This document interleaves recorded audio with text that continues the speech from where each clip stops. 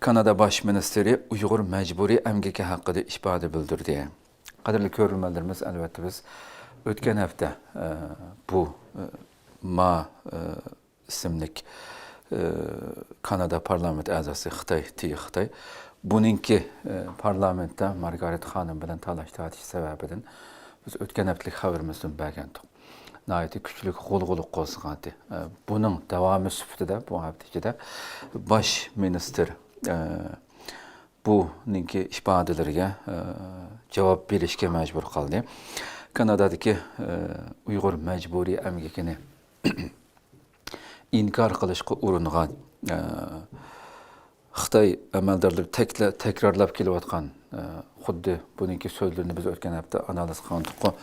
Xuddi buning eg'izdan chiqayotgan barliq so'zlar Xitoy kommunistlarining har doim ifodalab kelayotgan so'zlarga o'xshash ifodalarni ishlatgan edi. Bu 26 Mart'ta Kanada parlamentida. Bunu tekrarlab o'ltamaymiz. Shu talash tartishdan keyin bu qatim Baş Minister Carney, yani 26 Mart parlamentda bu talash tartish bo'ldi. 4 kundan keyin 30 Mart Baş Minister Carney şu muxbirlarni kutib olish yig'inida bu parlamentda bo'lgan talash tartish masalasi haqida muxbirlarning kuchlik oqidan savol so'rashiga uchirdi. U javobida Ma Rongjining allaburun kechirim so'raganligini biz o'tgan haftalik xabarimizni degan to'g'atda haftaning ichida chiqdi. Bu kuchlik besimga uchragandan keyin bu Ma Rongjing degan Xitoy kechirim so'rab o'zining aslida biz Xinjiangni ko'zda tutmaganligini, Xinjiangni ko'zda tutganligini, ammo talaffuz sababli mana xato tushunish bo'lib qoldi deb besimning keynidan ifodasini bundoq o'zgartib olgan deb Ma Rongjing degan Xitoy. Shunga ham bu yerda Mark Carney muxbirlarningki bu savoliga duch kelgan vaqtida allaburun kechirim so'rab bo'ldi deb umu masalani tez o'tkazib o'tishga tirishdi Mark Carney, Kanada Baş Ministeri.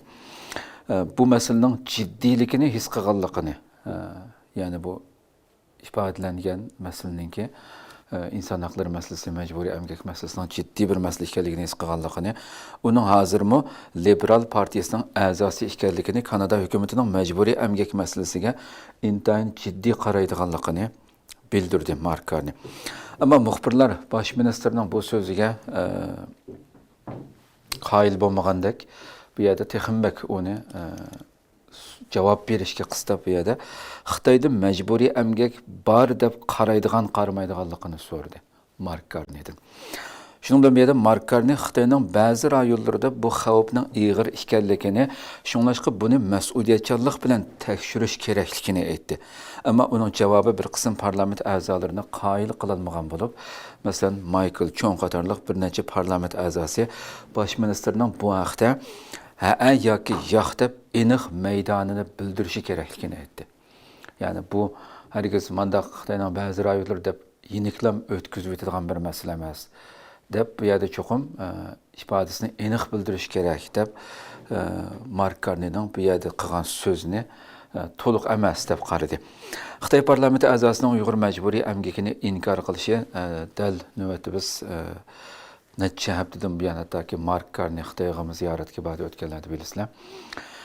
Buni shundaq Kanada hukumati Xitoy bilan munosabatini yaxshilashga tirishayotgan va Amerika hukumati Kanada qatorliq 10 necha davlatning majburiy emgakni to'sish tirishchanligini tekshirayotgan bir vaziyatda o'tirg'a chiqishi texmo kuchlik inkas qo'zg'ayotgan bir masala qoldi hozir Kanadaning ichidami bu masala.